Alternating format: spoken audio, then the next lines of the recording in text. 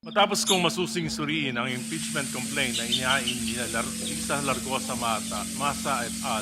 Laban kay Respondent President Ferdinand Marcos Jr., malinaw sa akin na ang reklamo ay sufficient in substance.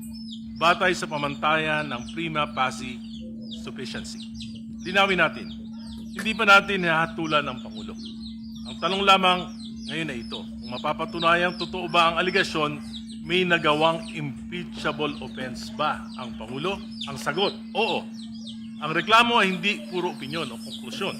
May malinaw, tiyak at verifikableng mga katotohanan. Isang malinaw na halimbawa, ang malubhang kapabayaan ng Pangulo sa pagpayag na salaulain ang pambansang budget ng kanyang mga kaalyado. Daan-daang bilyong piso ayon mismo sa reklamo. Pinayagan ang insertions, diversions at manipulasyon.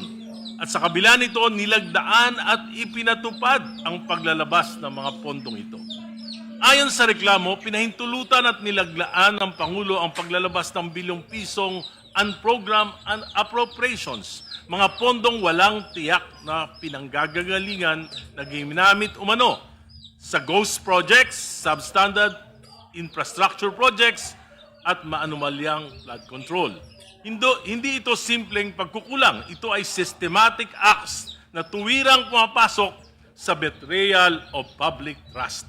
Ang reklamo rin ay malinaw na nagsasaad na pinayagan ng Pangulo ang paggamit at pag-divert ng pondo mula sa PhilHealth, PDIC, at Foreign Assisted Projects Appropriations na nagdulot ng malalaking pagkaantala sa mga flagship projects ng ating bansa.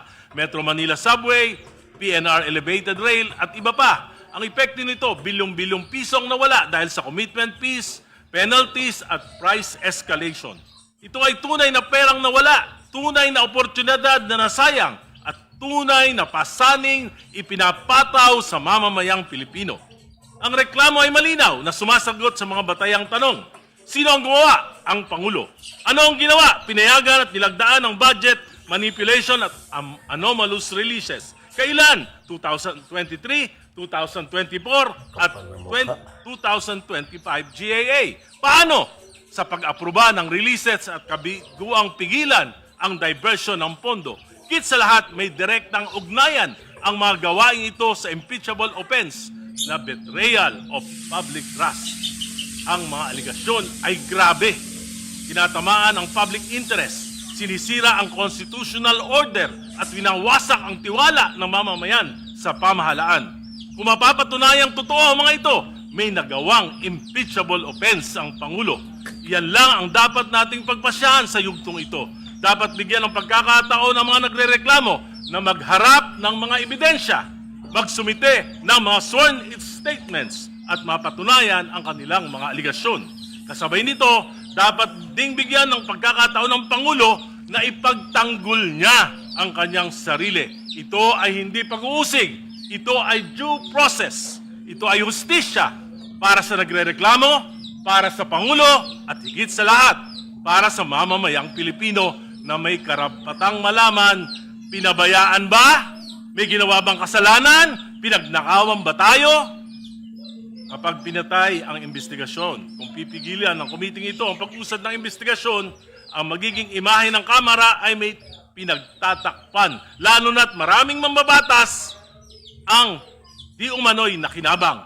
Maraming distrito ang biglang nagkaroon ng mga bilyong-bilyong alokasyon. At marami sa mga ito ay napunta sa mga flood control projects. Kung pipigilan natin ito, baka tayo mismo ay husgahan ng bayan bilang kasabwat sa pagtatakip sa katotohanan. Lalo pang magpapabagsak sa tiwala sa gobyerno, magpapahinya ng ekonomiya, magpapalayas ng investors, magpapawala ng trabaho at magpapalalim ng kahirapan.